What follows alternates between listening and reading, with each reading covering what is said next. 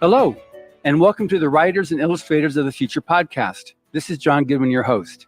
This podcast is dedicated to the aspiring writer and artist and will provide inspiration and tips from top professionals in the field.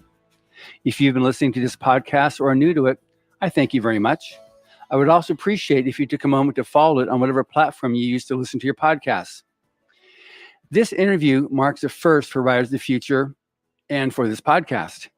Galaxy Press is recording, editing, and publishing a Writers of the Future audiobook for the first time. Today's guests are Jim, Tamra, and Taylor Meskimen, the talent for this audiobook. Jim is an actor, comedian, and impressionist who is best known for his voiceover work in video games. His IMDb page has 292 entries, some of which include Fresh Prince of Bel-Air, Thundercats, Parks and Recreation. I'm not sure if I saw it on there. The Jib Jabs, This Land Is Your Land. Is that on there too? So Somewhere down there. That's when I first fell in love with all your voices, with 11 more soon to be released. Tamra is likewise an actor, comedian, and impressionist who established an improv company devoted to improvising one-act plays, the Really Spontaneous Theater Company, and co-founded an acting school, the Acting Center, where she teaches and performs. Taylor, their daughter, is also an actor accomplished in improv, dance, song, and film. She's been performing for over a decade at venues throughout Los Angeles when she hasn't been in recording studios, narrating over 100 audiobooks, including Riverdale, Ender's Game Alive, and Midnight Sun.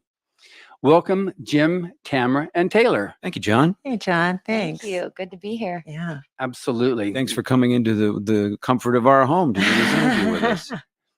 And I guess to reciprocate, thank you for inviting me into the comfort of your home and this amazing coffee with the handmade or ground, or if you stomped it with your spike-covered shoes, almond milk. Tamra, You're welcome, it's John. really good. So first off, I'm obviously fascinated with the three of you as a family. You're incredibly talented, successful. You're all great friends who I have known of since the release of Mission Earth in the mid-'80s, because you were dressing up and doing events in New York, and that was pretty cool. And was that the Really Spontaneous Improv Theater? Was that in New York? That was in New York. That was National Improvisational Theater, where Jim and I did hundreds of improv shows. Is that where you met, or Yeah. did you already know each other when We you knew came each in? other in high school. We knew each other in high school, and I got her to move out to New York when we were in our 20s, early 20s. That's right. And we knew each other in high school. We did a play together. She was more involved in theater than I was. We weren't boyfriend and girlfriend or anything like that, but we knew each other very well. We had all the same pals. And then later on, I came back to Los Angeles to visit after I'd moved to New York and fell in love. And I eventually got her to move out and spend her entire life with me so far. We're going to celebrate 36 years of marriage next week. Good. And Taylor, where were you then when they were in New York? So I was actually not even in the U.S. Fine. Okay. It's a longer story. We'll do it in another. Okay, good. Maybe. All right. So like I said, like you just said, you moved to Los Angeles. Now, my first recollection of working with you in person was a release of I Padrito, for which you, Jim, were the narrator. At least that's what it says on my little stuff. You think you were the director, maybe the director and the narrator, whatever, is either the D word or the N word of the audiobook with over a dozen other actors. And the best part of it for me, at least at that release event, was an improv that you did with Christopher Smith. And Sounds right. yeah, and it was there, and we were It's trying the to first record. truthful thing you've said all day. And it was hilarious. The people trying to film it just kept on laughing. It was just so funny, you guys. Yeah, we did a lot of improv back in the day, and I loved working with Christopher. And Christopher is one of the co-founders of the Acting Center at Tamra's school. So Yeah, he's just still see him all the time. yeah, he's brilliant. Brilliant. And then the following year, you and Tamra were both actors in the audiobook A Very Strange Trip, another story from a screenplay that L. Ron Hubbard wrote that was then novelized by a dear friend who since passed, Dave Overton. Right. Right. Yes. I was also in I Padrito. Yeah. She Oh, was. you also. were? Okay, Yeah. I didn't. Yeah. Yeah. I believe I directed both of those shows. Yes, I think you did. So I tried to horn myself in very early in the whole. But the first audiobook I did for Galaxy was, I think before it was even Galaxy, was Typewriter in the Sky. That's right. And I narrated that whole book in one day, not knowing any better. A lot of fun. I learned a lot. It was really fun. Unfortunately, those were in the days of the abridgments, so Yes. it wasn't quite the task. If you were, But we still took a hell of a long time doing it. no doubt, no doubt. As But if long it's, as it would take to do the full book. But yeah, it was a bridge. So yes. And then Taylor, while you're only 5 or 6 by this time, you enter the scene of my world in the 2000s when you began performing in our live performances of the R1 Hubbard Theater in Hollywood. I remember. In 2000? No, in the 2000s. Oh, Yes. yes. 2000s. Yes. I know. Well, also, I remember, I think my first, you guys started my career in audiobooks, really, because my first audiobooks were the pulp stories that were directed by Dad. And that was the first time I ever did audiobooks. And now I have done, like you said, over 100. A big part of what I do. She came in to play the little boys. Mm-hmm. yeah, whenever Still I had very a good little, at that. little Yeah. English boy, a little Western boy, Yeah. and it was like, these 8 or 9-year-old boys, we don't really have any. Taylor, I bet you can do this. And I would throw her into these situations, and she'd always be able to do it really, really well. I'm so glad. Which is great. Yeah. So that, Thank because we you recorded for the thing was in 2008. So Yeah. So I wasn't fibbing. Yeah. No, I thought you said 2000, and I was like, 2000s. a little early, but Okay. So I guess as actors, and I want people to really know, I mean, I can be all gushy about the three of you, but I want others to be able to understand a little bit more of a feeling for why I am the way I am about you. So what have been some of your favorite projects that the listening audience would appreciate? You can start with you, Jim, as a man with 1,000 voices. Well, these days I do Colonel Sanders for your KFC brand commercials, so I've been doing that for a while now. It's about 6 or 7 years. But earlier than that, I've done everything in audio that you can think of. Lots of audiobooks. I also did the Jib Jab animated films back in the day. This land is your land. This land is my land. I'm a Texas tiger. You're a liberal wiener. And those went, viral at a time when they were just inventing the word viral. And I think relating to videos and stuff. And tons of animation, video games, Baldur's Gate, Code of Honor, Black Ops. Actually, not Code of Honor. It's Call of Duty Black Ops. Code of Honor is actually something else. It is. Carry on. very different than God Call for of editing. Duty. Very different. Very different. Johnny Quest and Ren and Stimpy and just tons and tons of things. So I've always been just really attracted to the audio world and radio shows and radio plays and stuff like that. So later on, when I got to direct the pulps, all the L. Ron Hubbard pulp fiction, those short stories and novellas, I just had the best time, and I got to work with great people. Good. And Tamra? Yeah, I think it's interesting. I mean, I've done all sorts of things from, voiceovers for television commercials and TV shows and, but I love live theater so much. I mean, we did a lot of improv in New York, and I love doing improv. And I think that's a big part of also that why I love doing the readings, the live readings, because it's so, it's that interplay with the audience, that's so wonderful. And I was talking to someone about this the other night, doing those live readings, because the radio plays really open up the work for the audience to have so much participation in it. They have to create the visuals, right? Which I think is really, really fun. And then working on the pulps for sure. I worked on a lot of the pulps that Jim was directing, a lot of the Westerns, and loved those stories so much. Yeah. And then we're working with my school. I mean, it's my passion project, help artists, at the Acting Center, we've really retooled how to teach acting in a new way that I think is really unique and very powerful. It doesn't result in her getting stuck in whatever character they're last playing. Yeah. And it's very liberating and very builds confidence, builds a lot of confidence, and takes all that critiquing and that evaluation out of that the arena for teaching, which I think is really, really important. So I spend a lot of time there and teaching and stuff like that. Yeah. Awesome. And Taylor? What was the question again? The question was, where were you on the night of the 24th? So, do you have an alibi? So, as actors, what have been some of your favorite projects that the listening audience would appreciate? Yes. Well, let's see, some projects that I was a part of. I mean, The storyboards. yeah, I've been very lucky to narrate a lot of audiobooks, Mhm. and you can find them on Audible if you search my name, and I've really loved all of them.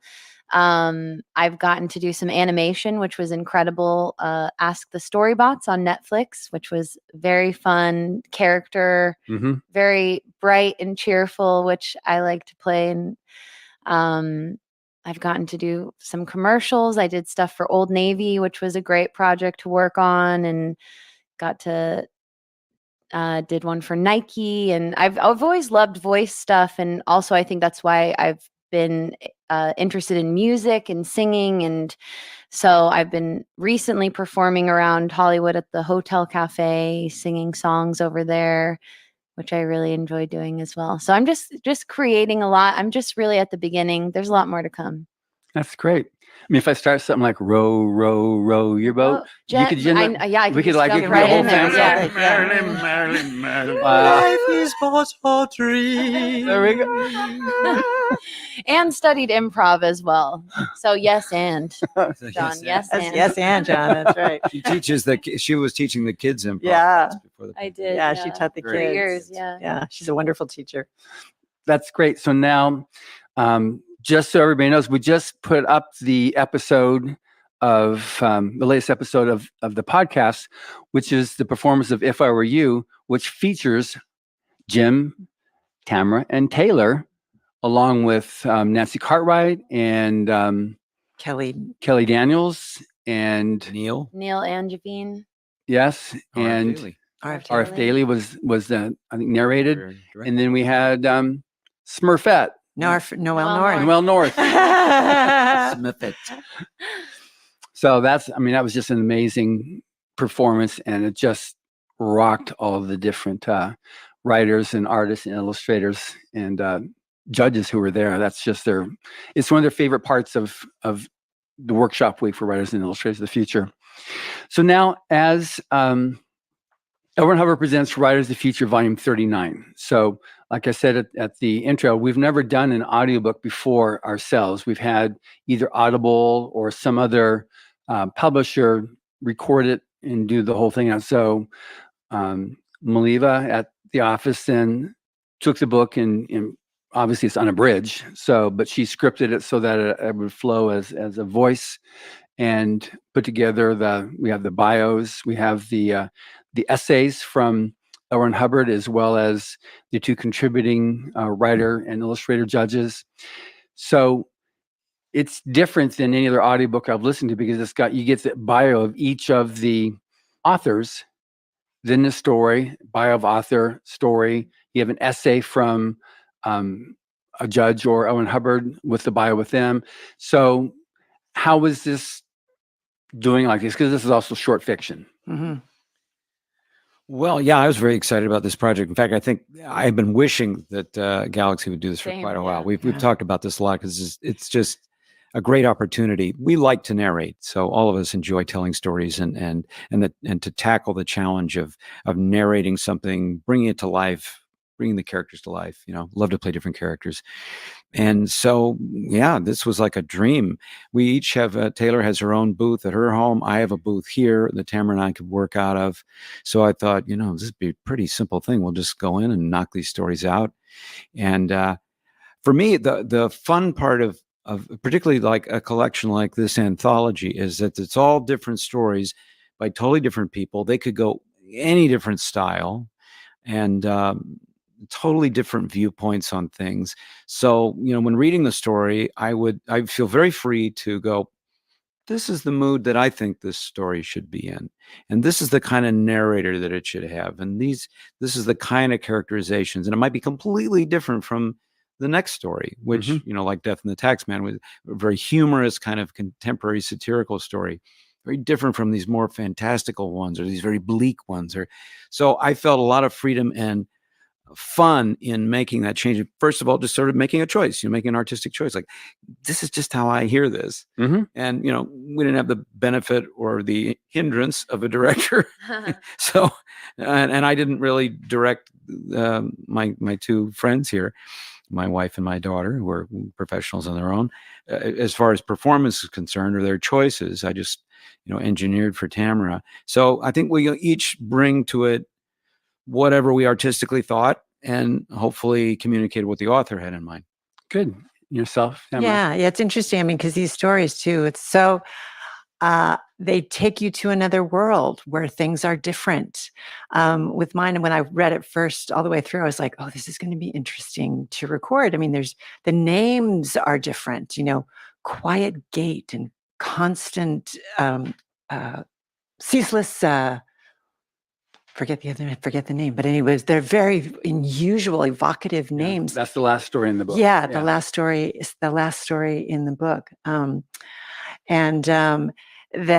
there is, it doesn't, like when you see these words, they're not the words that you would naturally kind of flow into. Oh, that's a name, or that's a, and the things that are being described are so different, and trying to, like Jim said, it's like trying to get that mood across that you decide you think it should be, and hope that it's, what the author has in mind, or is at least close to or adds to what the author has in mind. Ceaseless Charity, that was it. Great. It's a great name. I was like, I was reading these, I was like, these are amazing names. I love them so much.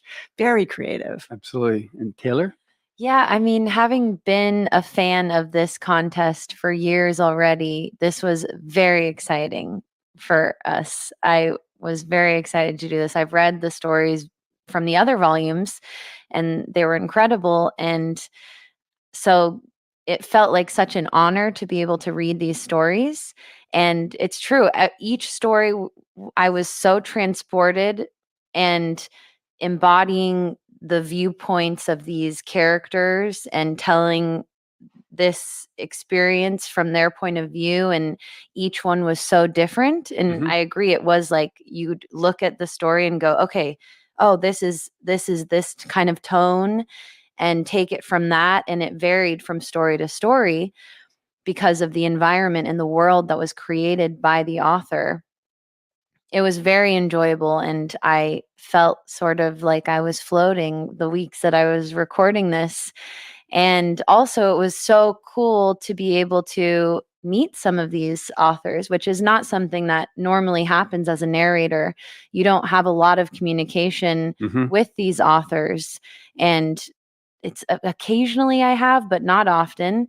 And so it was so nice to be able to acknowledge them for their story and meet them, and felt like, you're creating something together. It is a collaborative art form, and the contest is so magical. So to be able to be a part of forwarding that and supporting these artists and getting their words out there is like so cool to me. That's great. Now, between all of you, you've got at least 200, 300 more audiobooks under your belts combined?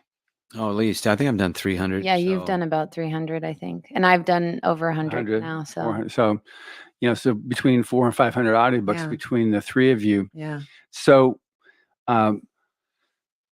if you have an answer for what makes this project different than the other projects in terms of story? Well, when you break stories down into short stories where there are these little digestible units, I think the fun for people that pick up the anthology to read it is that they can, they can take an hour and read one, and then the next one will be completely different. And it's the same with the audiobook experience. You'll be able to listen to one, and it's just like on to the next. It's just like serving up content in a different way, and in a way, it's kind of always fresh. We've done a lot of very lengthy books. Battlefield Earth was one. It's a long experience. 47 and a half hours. And you also did Mission Earth, which will be releasing pretty soon. 120 plus hours. Wow. That's right. Your voice to God's ears. And it is. If he's this listening. too shall come to pass. Yeah. And a story like Battlefield Earth is like, it's a bleak, long experience with a tremendous payoff at the end, but that's weeks down the road, and enjoyable the whole way, but it's got that huge payoff at the end. And these have, are their own little unit. And I just think it's very lively and fresh and fun and digestible, I'd say. Yeah.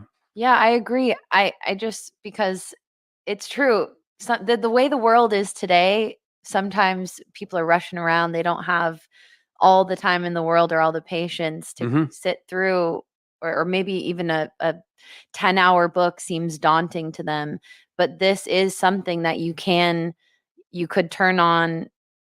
Either you're listening to the audiobook or you're reading it, and just read a story or listen to a story and go into that world and get something from it, and then go about your day and do what you're doing, and then come back to it later.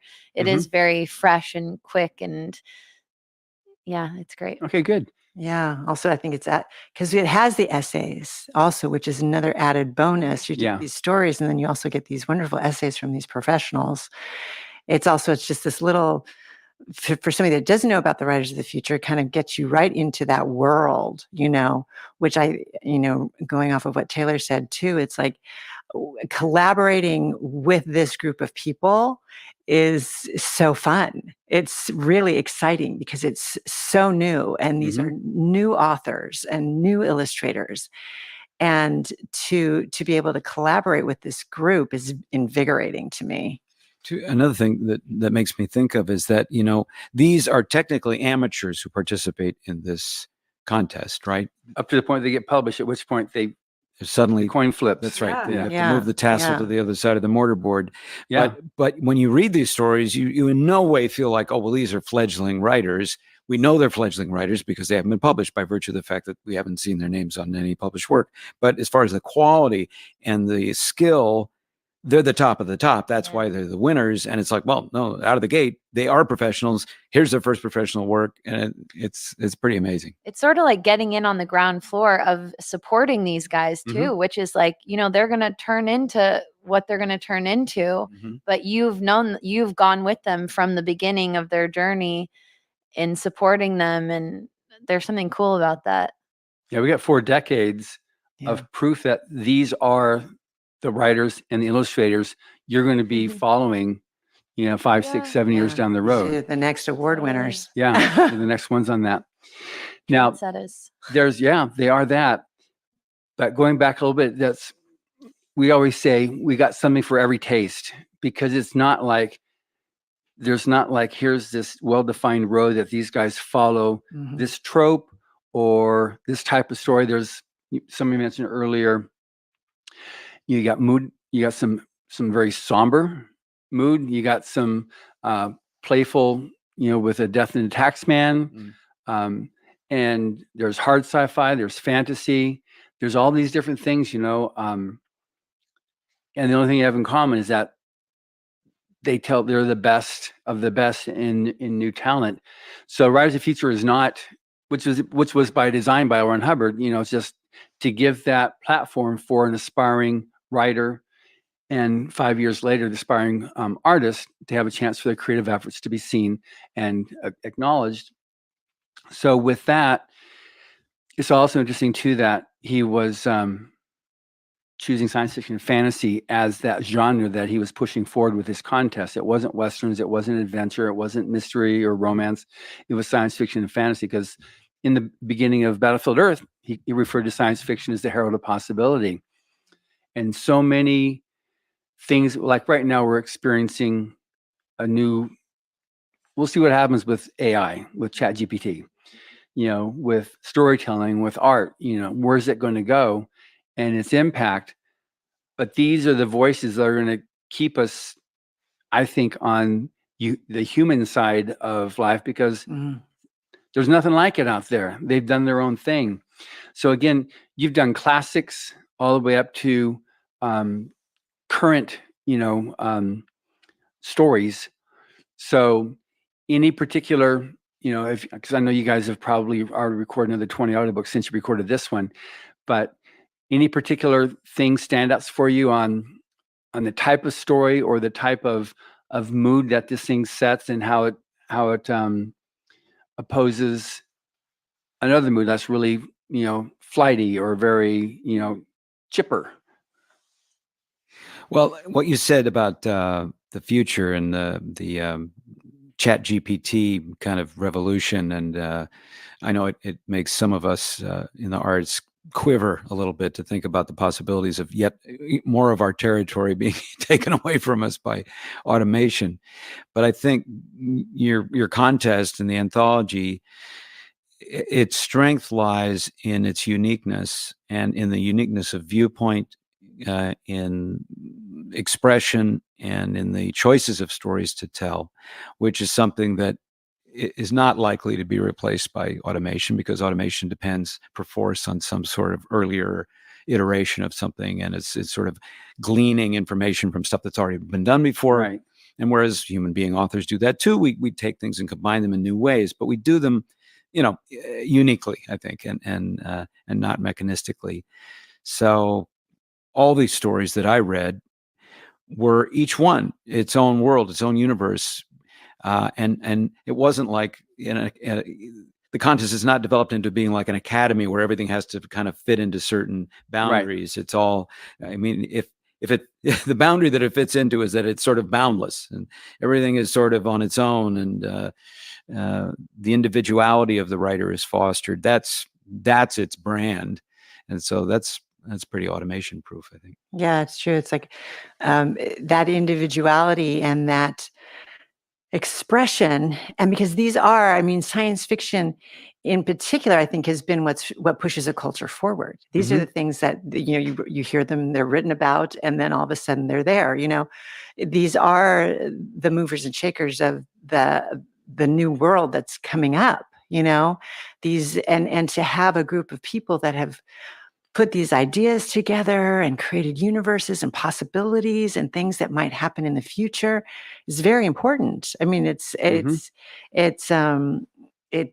to nurture that kind of environment and to help that kind of environment for people to create a new world or create the future that we want to have, and have it be, it's with varieties of different viewpoints. I think it's this contest delivers that in spades. Yeah, absolutely. Yeah. Any thoughts on that, Taylor? Yeah, I do think that it just made me think of how much L. Ron Hubbard supported and appreciated artists. And so this contest and these volumes that are being made and created by these artists, they are what the world needs. I found myself when I was reading them, you have this amazing story that's told, and it's maybe has fantasy, it's sci-fi, but then there's so many elements that are so real to me and make me think about things and make me I see hints of that in society today, but there's something expanded on that. So I can see how it's true. You can't get new ideas from an AI type thing, I think. Right. Like you said, I tend to agree with that right now. Maybe it's going to change because science fiction writers have been envisioning, HAL's been around for a while, right. Since 2001: A Space Odyssey with Stanley Kubrick's movie. But I still think there's that other element, that life spark, that essence that creates, and there's no such essence in a computer. Any created has or ability to create is what is earlier or previously been imbued into it, and therefore the actual creative spark is outside of that parameter of that computer. Yeah. So what you said is absolutely correct. Now, I am not Gen Z. I'll take a picture with you, and maybe they'll think, "Wow, he's pretty cool." So. Especially if we run it through chat at the GPT. Exactly. So I know why us older folks, and I've got hooked onto reading science fiction when I was college. I was at college age when I got into that, and I enjoyed. This was before Battlefield Earth was written, which was the first one that I was really introduced to when Hubbard's writing on, but E. Doc Smith wrote the Lensman series. I got totally enamored with the genre of science fiction. So as you're Gen Z, right? Or are you millennial? I'm actually a millennial. All right. Yeah. Well, but I study Gen Z She's for the future. She's a Gen Z future. hobbyist. so She goes out with her binoculars. It's very exciting. Got a little book, Oh my God. notebook. so She'll feed them in the park sometimes. It's very unexpected. so what makes, because I know what I like in science fiction and fantasy, Yeah. but what's the appeal to you? Like, okay, then as in a millennial, what's the appeal to you for, because I know you're already a fan of science fiction and fantasy, but what's the appeal to writers of the future to you that might also then be a similar appeal to other millennials? I would say And millennial lookalikes that are actually Right. Gen Z. Gen Z. Yeah. I mean, I would say it's fascinating because it's sort of like it is creating the future. So if you continue to immerse yourself in science fiction, even a little bit, you sort of you're going to have an insight into the future. Mm-hmm. Which I think is a good thing. It's good to think about the future. And I don't know that people think about the future enough, actually. The present is very consuming, or the past, it's very consuming. And a lot of stories talk about the past, and a lot of stories are about present time. But there's something hopeful about stories that have to do with the future and things to come and evolutions to come and changes to come. And so I guess, to sum it up, it's like, it's hopeful. Good. And that's important for society. Yeah. And for millennials, hashtag Gen Z. Now, I prefer Octotherp. Sorry. So- what's your relationship to Gen X? I don't even know what Gen X is. Okay, It what's sounds your like I was like, what soap do I use? I use Gen X on my Is that teeth his and on my gener- curtains. Oh my goodness. Is that his generation? Okay, so Emily is Gen X. Okay, good. Oh, God. As long as we don't have to get tattoos. Yeah. Yeah, I'm the generation where they just first invented Generations. Did they start really? Did they start awfully late in the alphabet for this whole categorization? they well, the did. new ones, the youngest are now Gen A. Are they? Okay. It's back to A now. It's Gen back A. to A. Yeah, Gen A. they're up Right to, I behind. think Gen A is up to like 12 years old now. Okay. Oh, wow. Yeah. Good. Well, one more Yeah. label. So for kids. Roxy's a Gen A. Huh. Huh, I know. Huh. All right. So I'll claim the high end of the spectrum. When I was a kid, when I was whatever Gen 4.0, negative 80. I don't know. We read science fiction when I was in 6th grade, 7th grade. I read Ray Bradbury stories, Martian Chronicles, wonderful, wonderful tales. And gosh, before then, Jules Verne, the really, really classic, old men of science fiction, and watched science fiction movies. I remember 2001 when 2001 Space Odyssey came out, and I just watched it again. Actually, I watched that movie again on the airplane going to Chicago, and I watched it with the sound off because I've been doing a lot of research about 2001, and I watched the whole movie with the sound off, and I remembered because I was probably like 9 or 10 seeing that movie, and it just blew my head off. We didn't know what it was. It takes you decades to find out what that was. Just Did you figure it out? Huge impact. I have no idea. I think I got another. It's so poetic. You can be whatever the hell you want it to be about. Yeah. Which is great. But the achievement of it was just Yeah. staggering. And I can't imagine what grown-ups at the time must have thought. It's just such Yeah. a shocker. Yeah. Anyway, I don't know how we started talking about that, but that's my experience with science fiction prior to, being a grown-up and as a kid. But Ray Bradbury was awesome. Yeah, we got photos of him in our Rise of Future Lounge at some of the earlier awards galas. Yeah.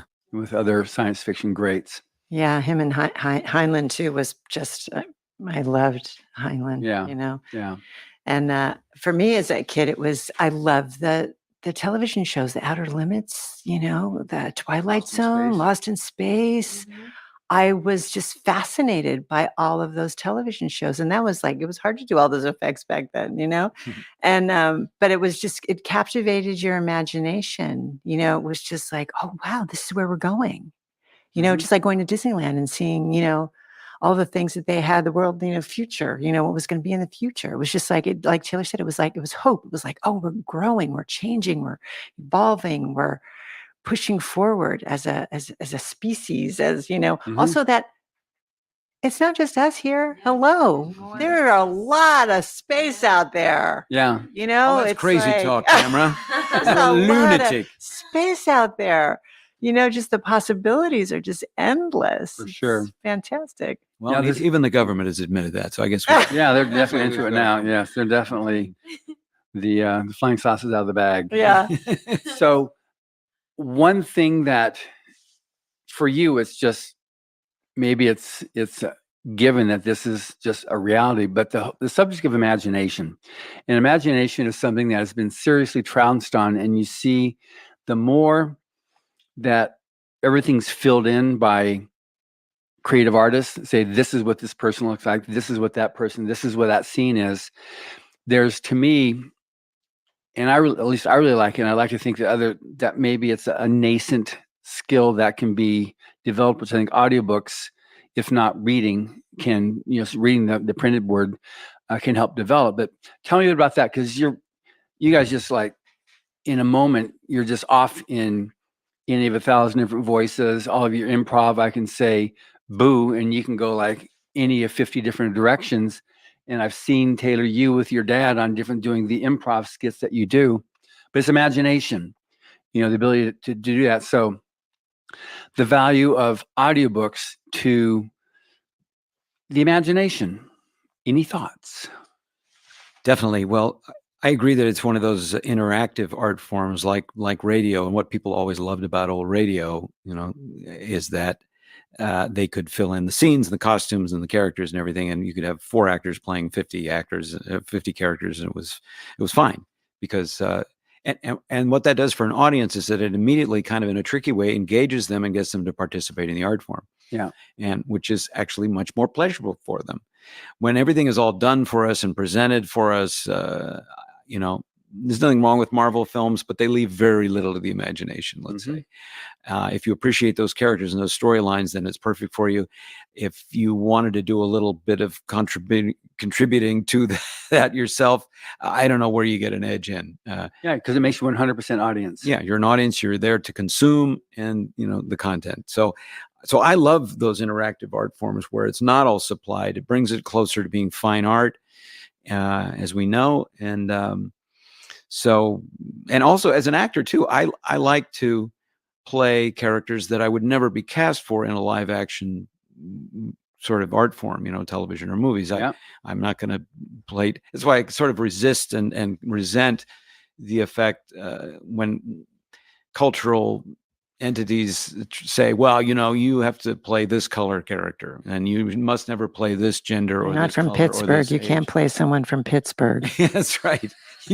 And, I just think, oh, come on. That's what actors got into the business to do. We want to, we're not trying to make fun of as many people as possible. We're trying to experience as many viewpoints as possible and share those viewpoints with other people. That's the game. It isn't to degrade or make people look bad. So, one of the best things at our event, I realize I'm just taking you off on a tangent here, but like tangents. At the event, when you were presenting, with the audience that you had here, who are total geeks and nerds, and there was absolutely no delay in understanding what you were doing there, including the keynote speaker was just like, that rocks, because he knows that person. Oh, yes. Yes, I did my Patrick Stewart for him. And I know that people love to hear Patrick Stewart's voice, and that I do it rather well at this point. And the older I get, strangely, the better I get at it. So, and he's so... Exactly, the and more I you look look like at him, and exactly. the more I squint. And so I knew that would go over really big with that crowd, so I drew that out really quickly, and they had a good time. Yeah, because you said it was pick. I said, as an impressionist, I have so many voices at my disposal. For an event like this, people say, is it hard to pick just one? And I go, pick? Hard? Picard? Huh. Nothing simpler. It was great. And people, that was one of those things I that thought of it everybody in the reacted. shower. The best ideas of the And I wanted to get in and out really quick because I didn't want to interrupt the flow of your events. Yeah. Yeah, it was good. So Tamra, your thoughts then on this thing on the imagination aspect. Yeah, imagination. I mean, I'm all over that in my school too. Yeah, This she's is like we have a teaching. whole. It's this big part of how we teach, and we have a whole intensive that is that's specifically to enhance that aspect of a person's abilities.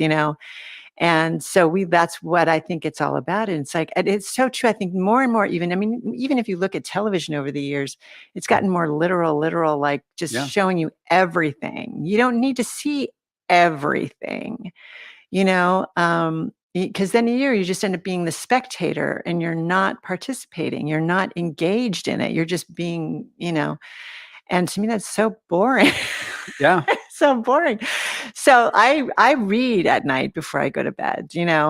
I read because I love that interaction. And my imagination starts to go, and you picture the places and how the people look and what they're doing. And I think the audiobook world is so much a part of that. I mean, you're hearing it and you're filling in all the rest of it. It's so important, I think. Just as a skill to anybody, but especially an artist, but really anybody, their imagination. Yeah, there's a kind of I think there's an agreement out there, just like there's a pervasive agreement that, well, some people are funny and some people just aren't. And while we can think of examples of that, but it's not really true. It's not a genetic thing. It's not something that's just cast in stone. And the same with imagination. It's not like, well, some people have great imagination, some people don't. Well, some people are more practiced in it, for sure. Mm-hmm. And maybe some people insist on being more imaginative than other people, but anybody can develop that skill. I think the more that you just kind of consume pre-digested stuff or formulaic stuff, your imaginative skills go really flaccid. It's just like not exercising that muscle. Yeah. And so now, Taylor, as a failed Gen Z. So tell me what you think about.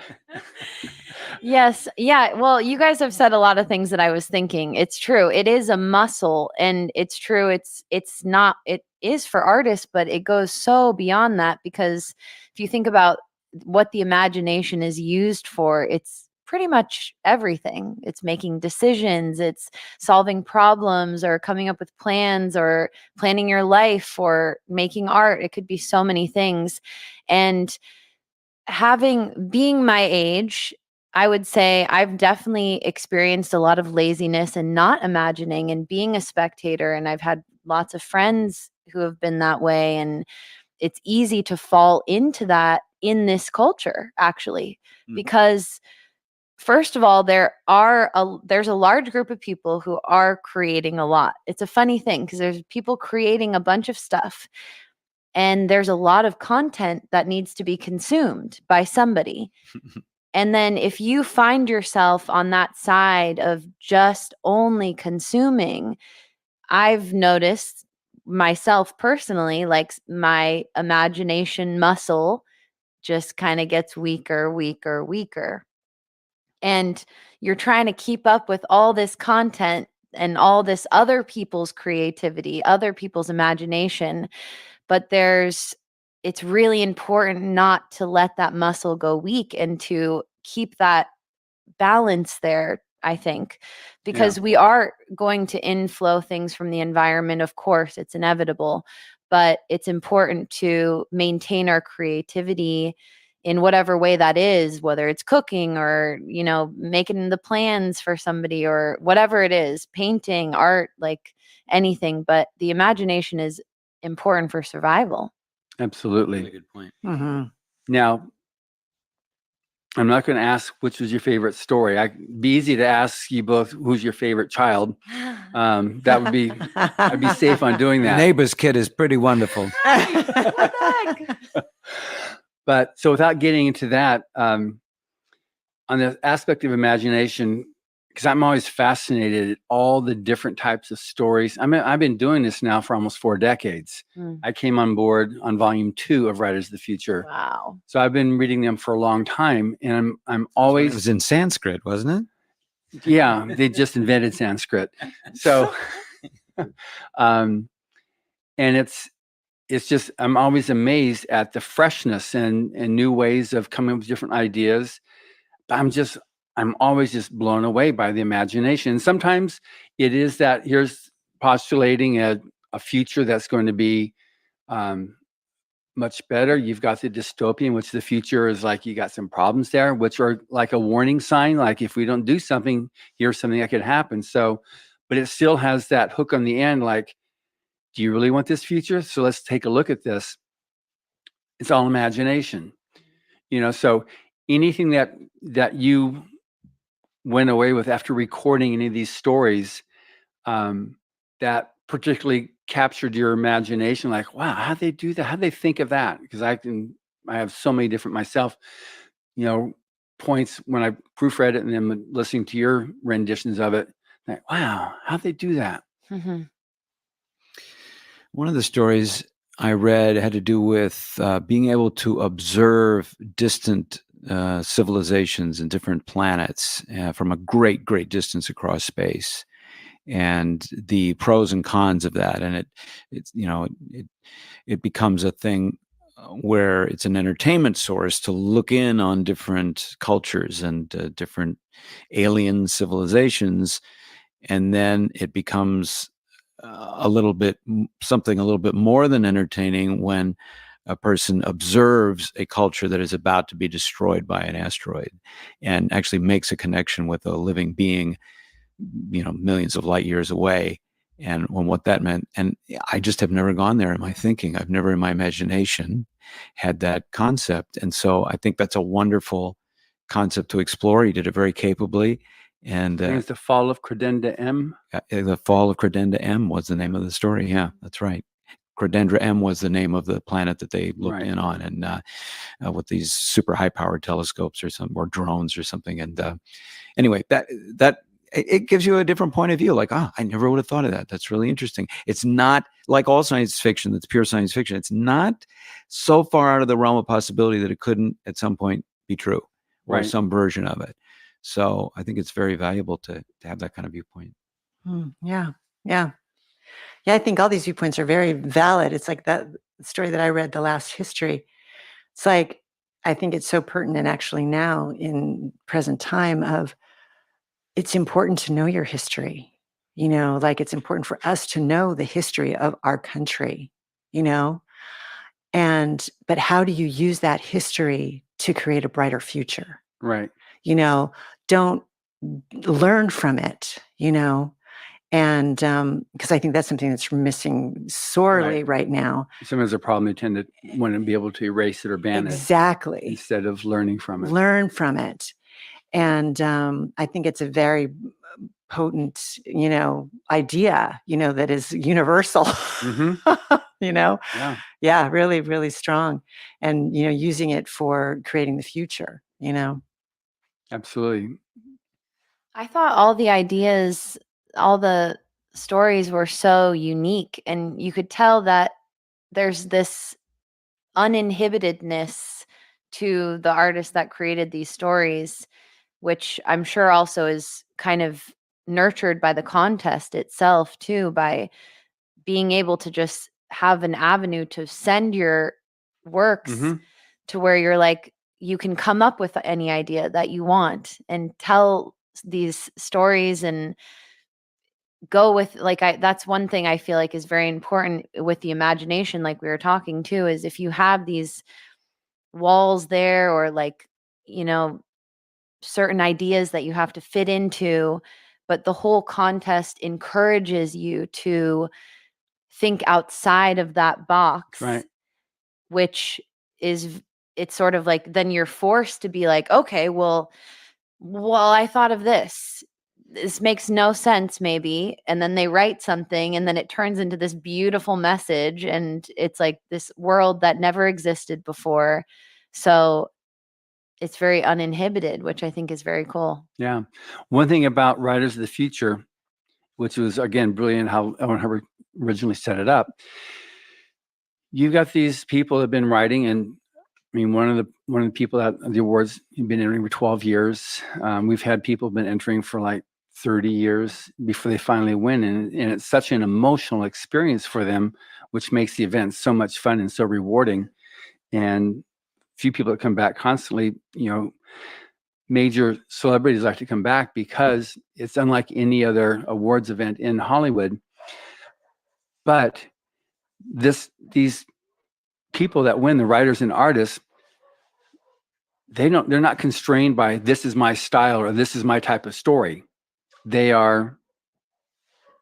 It's brand new. It's fresh. You take some major names, you expect a certain type of story with this author. Mm-hmm. They don't have that. So they're not having like, okay, I need to write this type of a story. It's like, ta-da, here I am. Yeah, my style. This is my style. This is me, and this is a new me, and we want to celebrate that. Robert Sawyer was talking about. Yeah, this exactly. Don't brand yourself necessarily. There could be strength in the fact that you're unpredictable and you're a Swiss Army knife, and especially for AI. Yeah, protect yourself by being as unique as you can be. Yeah. So that the point of this thing then is when you read, or in this case, and we're talking about listen to this audiobook. It's not like anything you've ever read or listened to before. It's all fresh voices. You even say, oh, yeah, it's time travel. Oh, yeah, no, it's not like a time travel you've ever read or listened to before. That's right. Yeah. Very unique. Yeah, there's a couple time travel stories in there. The one where it's the Jewish heritage going back. A trickle in time. A trickle in time, yeah. Yeah, which was just, Elaine Midco was just like, amazing. Very clever what she did on that. But there's the other one too, where in present time UK, where somebody's going to come and set off and explode a bomb that's going to destroy a great part of London, and they go back through time travel to 1,000 years earlier to get rid of that line that's going to result in eventually, going back to this medieval time. And that goes back to Ray Bradbury. It's the butterfly effect, but with a different twist on it. Yeah. So all these things have that. So any other thoughts about it? Because I want people to really know that when you get this audiobook narrated by the three of you, it's not like something they've ever read or listened to before. No, it's a pure adventure, and each story will take you somewhere else completely different. Yeah. Yeah, exactly. Different viewpoints, different places, different everything. Yeah. It's like a box of candy. I loved it because since some of them are first person narratives, and so I'd create a character who was the guy that was reading this story, and others I was delighted to find that it was a kind of a British story and needed a little gravitas and some of that wonderful thing that the British narrators give to it. So I felt very free in bringing that kind of effect to it. So they're going to sound different too. Yeah. Some of them will sound like dogs barking in the distance. That's Friday. That's what happens when you come to our house. Yes. So now on these stories, and in the fact that it's guaranteed not to be anything like you've ever listened to before, any other thoughts about why somebody should actually listen to this audiobook? Well, if you drive and you find you don't have a lot of time to read, I would suggest getting this audiobook because you can just pop it on your radio and listen while you go places, and you'll probably have time to listen. You'll get through these stories. I see a lot of people listening at the gym. Yeah. We're multitasking more and more these days. The other thing too about audiobooks is kind of a hidden benefit that I realized a few years ago was that audiobooks, by virtue of the fact that they are a writer's medium, preserve the language of the English language in this case. Yeah. And the English language has a lot of nuances and a lot of differentiations and all these different words. They're not all lost to everybody. They're not all, just academic and highfalutin, but we get used to hearing a certain set of words in the culture from the news and from people that are talking and from our friends, obviously. And writers pull out a delicious, precise, perfect word for things that maybe is one you go, oh, I haven't heard that word for a while. But that's really the right word to use in this case. Because that was the thing I respect a lot about Hubbard after I directed so much of Hubbard's work, is that he always knew which particular word to use. And he had a massive vocabulary. So audiobooks help to reacquaint the listener with the nuances of the language, and I think it makes people's vocabularies better, at least for listening. Sure, it does. Yeah. Also, I think it's fun, even because I do this sometimes with television. It's fun to read a book and then see the show that they did, or vice versa. It gives you almost two perspectives of the same work, which can be very interesting, because obviously the narrators add their own unique take to the story. And then you also have the story as itself. So it can be enjoyed both ways. Yeah, exactly. Equally. Yeah. I answered first. I just like looking at you. I already answered this question. Your answer was insufficient. Would you But let me mind? give you my Gen Z answer. Gen Z answer. Because it's lit, man. So fire. Okay, good. All right. Now we're speaking to everybody. That's now. right. Exactly. The boomers all the way down. So, just so anybody listening to know, this audiobook is available, obviously, from Galaxy Press. We're setting up so you can actually buy it from us, but also it's going to be available on Audible and wherever you get your audiobooks. So you can, if you buy your stuff from Barnes & Noble or Books A Million, be able to get all these different platforms to where you get your audiobooks to listen to them. And one last thing too, on audiobooks, when you got short fiction, there's an added event and you get the whole story arc, the whole beginning, change, and end in a sitting. You don't have to go through. And if you got a very busy schedule and just you appreciate being able to do that, absolutely. If you aren't much of a reader and just you have trouble being able to appreciate a long book, this is something for you. And if you're looking to discover new voices in science fiction and fantasy, this is the place to go. These are the people you will be reading and or listening to in just a few years down the road. Several of them already have book projects. The judges are taking them under their wings to be able to help them launch their careers. You're not going to have to wait very long with the advent now of self-publishing and indie publishing. These guys are going to be out there in front of you in no time at all. And this introduces you to them, which is amazing. And to have this platform with Jim, Tamra, and Taylor presenting this work to you is something that I think is going to be a real treat for you to listen to.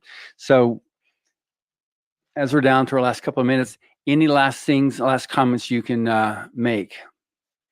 Every year, it's an adventure, these books. Like every year, they're so different. They're really fun to read because you never know what the next story is going to be. It's just always exciting. Yeah, this was so fun. So fun to narrate. So fun to do this with my parents. And I'm very excited for you all to listen. Yeah. And we can't wait to narrate the 40th Yeah. anniversary anthology. Should we get lucky enough to do that? Yeah, right. Should you get lucky enough? You're like the first right of refusal. All right. Well, thank you all three very much. Thank you. Thank you, John. And thank you for listening. Subscribe to the Writers of the Future podcast wherever you get your podcasts. We've also been syndicated on the United Public Radio Network, where you can find these podcasts as well. Writers of the Future series can be purchased wherever books are sold in the U.S., Canada, the UK, Australia, and South Africa, and available everywhere via Amazon.com. We are especially appreciative of our sponsor, Carnation, for supporting this podcast. Carnation has been making delicious milk products for over a century and is still going strong. Writers and Illustrators of the Future are contests created by L. Ron Hubbard to provide a means for the aspiring writer and artist to be seen and acknowledged. It is free to enter and open to amateur short story writers and artists of science fiction or fantasy. Again, thank you very much, Jim, Tamra, and Taylor. You betcha. We Yep. Meskimens, thank you. Thank you. Pleasure. Great.